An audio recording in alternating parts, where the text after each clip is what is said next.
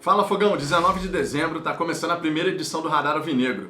E nessa edição a gente vai falar sobre Marco Antônio e Gatito, a diferença de postura que tem de um para o outro. Falar também sobre Matheus Nascimento nesse processo de transição base profissional. E para encerrar, vamos falar sobre Jorge Braga, que concedeu uma entrevista espetacular para o programa Grande Círculo do Sport TV. Tudo isso eu vou comentar em detalhes para vocês, só que claro, depois da vinheta.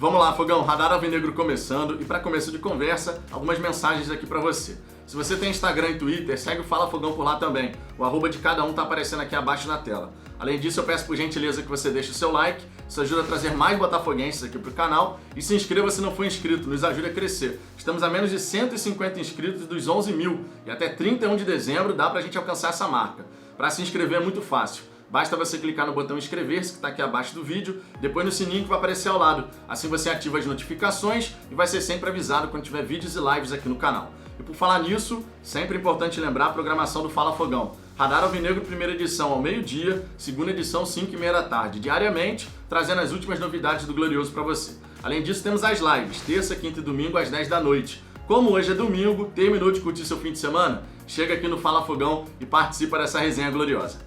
Dito isso, vamos em frente, começando aqui pelo Matheus Nascimento, destacando a situação de transição do jogador. Ele continua nesse processo de transição, base profissional, e ele deu algumas declarações bem interessantes, falando, por exemplo, a respeito da parte física, de quando ele foi para o profissional, a parte física era muito abaixo, então ele está fazendo esse trabalho, o Botafogo já começou a fazer esse trabalho de preparação física mais voltada para dar carga para ele, para ele poder suportar a diferença que é o sub-20, um sub-17, para uma equipe profissional, justamente porque você vai enfrentar atletas de diferentes idades e diferente desenvolvimento físico, especialmente quando a gente fala de um centroavante, que vai lidar com zagueiros, que normalmente são jogadores fortes, altos, e aí o Matheus Nascimento, obviamente, tem que se preparar adequadamente. O Botafogo está fazendo esse trabalho com ele, para poder dar massa muscular, dar condicionamento, para ele poder fazer essa transição e conseguir se desenvolver no profissional. Porque base é base, profissional é profissional. Inclusive, em relação a essa questão do estilo de jogo, as diferenças entre base e profissional, o Matheus Nascimento também fez um comentário muito bacana,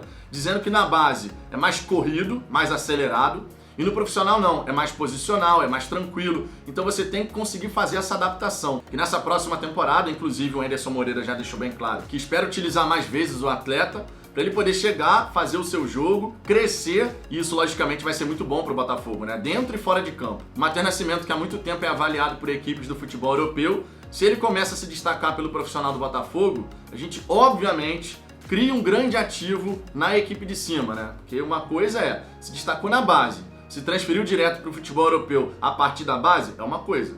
A partir do momento que você começa a jogar no profissional, a avaliação é outra, Porque você tem que fazer a transição. Então é muito bacana a gente saber que o Matheus Nascimento admite que ele tem que evoluir e tem que ser assim mesmo, estranho seria ele falar o contrário, e que ele possa em 2022 alcançar esse grau de evolução. Pra gente vai ser muito importante e pro jogador também.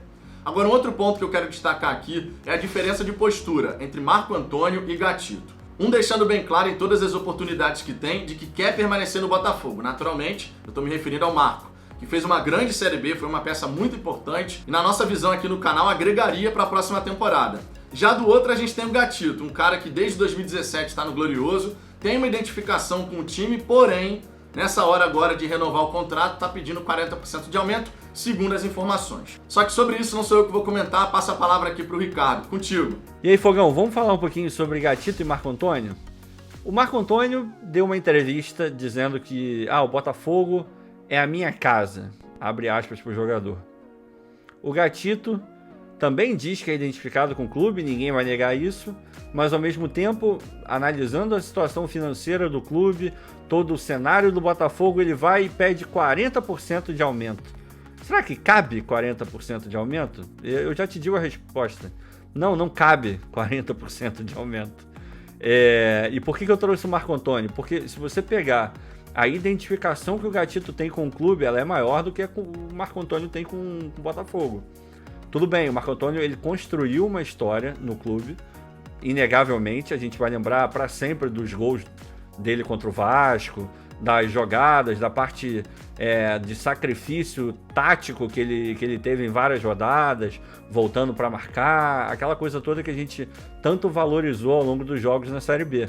Então é inegável que ele construiu uma história dentro do clube, mas não tem como comparar com o que o Gatito já fez. A partir daquele momento, a partir daquele jogo contra o Olímpia no Paraguai, onde ele é decisivo ao extremo na disputa de pênaltis, ali naquele momento, ele vira o Gatito do Botafogo. E isso não é pouca coisa para um jogador, porque o jogador, quando ele vira profissional, tudo bem, hoje em dia eles sonham ir para a Europa, enfim, a gente sabe que é a realidade, os clubes brasileiros acabam sendo uma passagem para o jogador. Só que faz falta no final da carreira o jogador ser identificado por um clube. E hoje, se você perguntar quem é o Gatito do Botafogo. Então será que ele não pensa nisso na hora de renovar o contrato? Será que ele não pensa nisso na hora de pedir 40%? Aí entra o exemplo do Marco. O Marco com menos identificação, ainda assim, com alguma identificação, mas com menos, ele quer porque quer ficar no clube. Então, sabe, quando eu vejo esse tipo de situação, a questão do Gatito fica ainda mais surreal. Porque ele deveria estar não colocando obstáculos muito grandes para a renovação de contrato. A menos que ele fale, o meu ciclo no Botafogo se encerrou, eu não vou nem abrir negociação porque eu quero novos ares. Beleza, ele tem todo o direito do mundo. Mas a partir do momento que você abre a negociação para uma renovação, você sinaliza de maneira direta que você tem algum tipo de intenção de renovar. E se você tem algum tipo de intenção de renovar, tendo o histórico, tendo esse 1 ano para trás que ele teve, cara, não cabem 40% de aumento. Então é até chocante ouvir uma informação dessa. A gente tem que fazer o contraponto que não estamos lá. A gente não sabe se a pedida dele foi realmente essa. Muito provavelmente sim, porque vários veículos disseram que esse foi o contexto da história. Mas a gente, certeza a gente não vai ter. A menos que ele fale, o Botafogo também. Mas não deixa de ser surreal no final do dia, como diria o Jorge Braga.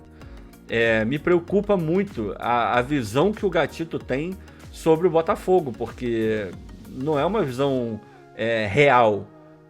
Porque você pedir 40% de aumento tendo ficado tanto tempo parado e na realidade financeira do Botafogo, cara, é estranho. Por isso que eu valorizo ainda mais o desejo do Marco Antônio e a entrevista que ele dá dizendo que o Botafogo é a casa dele. Essa é a maneira do Marco Antônio de tentar minimamente influenciar na negociação que a gente nem sabe se existe do Botafogo com o Bahia. Então, eu só queria trazer isso para, se o Gatito assistir esse vídeo em algum momento, botar a mão na consciência e falar, cara, será que essa é a maneira correta de lidar com a minha renovação? Será que é dessa maneira que eu quero sair do Botafogo? Porque é inegável. Se não renova e ele sai do Botafogo agora, ele não sai com uma imagem boa. Ricardo, concordo contigo, tudo isso que vem acontecendo aí nessa relação Botafogo-Gatito vai pesando contra a história do atleta no clube, não dá pra negar, e a imagem dele, se a gente for realista, já tá arranhada. Nesse momento pode ficar mais ou menos, dependendo do desfecho dessas conversas. Mas, como segundo as informações, o pedido de aumento foi de 40%, a galera botafoguense, de modo geral, já não quer a permanência do jogador. Basta pegar os comentários aqui do canal e também nas redes sociais. Enfim, formas que o Gatito e o seu staff estão conduzindo esse processo nessa reta final. Mas vamos em frente aqui, falando agora a respeito, nosso último destaque, Jorge Braga, que concedeu uma entrevista espetacular no programa Grande Círculo do Sport TV. A gente vai entrar mais a fundo nas declarações do Braga na live de 10 da noite, então não perca essa live, 10 da noite, apareça aqui no Fala Fogão e participe da resenha gloriosa. Só que aqui nesse vídeo, nessa primeira edição do Radar Alvinegro, eu vou falar sobre planejamento e também perfil de investidor. O Braga comentou a respeito dessas duas questões. Sobre planejamento, o Braga falou que quando foi outubro, ele, Durcésio, Freeland e Henderson se reuniram e ficou decidido que no Campeonato Carioca o investimento na equipe seria de uma maneira mais singelo, digamos assim, porque não teria dinheiro disponível ali nessa virada de ano, a gente sabe a dificuldade que o Botafogo tem. E para o brasileiro, como entrariam as cotas de TV, o investimento seria mais pesado, justamente para o Botafogo ter um time mais competitivo para a primeira divisão.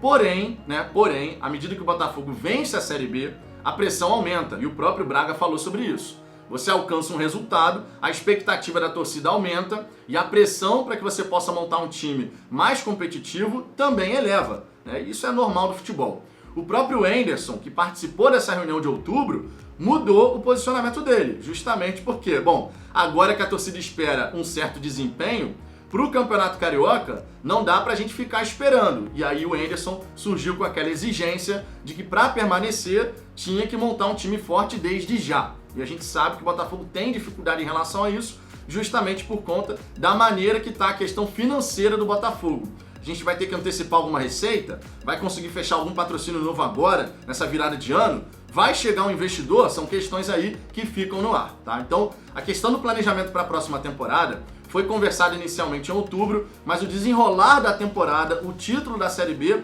fez o Botafogo rever, né, obrigou, na verdade, o Botafogo a rever toda essa situação de quando as contratações aconteceriam e tudo mais. Vale destacar também a janela de transferências da CBF, que não existia anteriormente, é uma exigência da FIFA, e para 2022 a gente vai ter essa janela de transferência de 19 de janeiro a 12 de abril e depois de 18 de julho a 15 de agosto. Então são 2 períodos para você contratar e inscrever atleta. E isso obviamente impactou o planejamento do Botafogo. Essas conversas que aconteceram em outubro ficaram defasadas, tanto por conta do título da Série B, quanto por conta da questão da criação da janela de transferências. Então é um ponto aí que o Botafogo vai ter que resolver e muito em breve, acredito, a gente deve começar a anunciar algumas contratações. É isso que a torcida botafoguense espera e é isso que tem que acontecer por conta de tudo isso aí, especialmente falando da janela de transferência. Agora, a respeito de perfil de investidor, o Braga deu uma declaração muito bacana, dizendo que o Botafogo sim tem pressa, a gente precisa buscar esse investidor, mas a gente não pode mais errar. E essa é uma grande realidade, porque desde 2019 o Botafogo tenta tirar a ideia de SA do papel. E agora a gente está bem perto. Vale sempre destacar aqui que o Cruzeiro conseguiu um investidor, o Ronaldo Fenômeno, vai adquirir 90% da SAF do time celeste, pagando 400 milhões de reais. Mas segundo a apuração do GE, o Cruzeiro tinha mais 2 propostas na mesa, sendo que uma, inclusive, é do mesmo grupo que investe no Liverpool. Então, se tinha proposta na mesa do Cruzeiro, pode ter certeza que tem investidor na linha. E aí o Jorge Braga, sobre isso, sobre perfil de investidor, ele falou, bom, a gente está preparado para receber qualquer perfil de investidor. Seja aquele investidor mais estratégico, seja o investidor que está mais familiarizado em lidar com dívidas, ou mesmo aquele investidor que acredita na startup do futebol. Né? Um projeto com grande potencial de crescimento, que vai colocar muito dinheiro agora logo de saída, porque acredita que mais adiante vai ter esse retorno.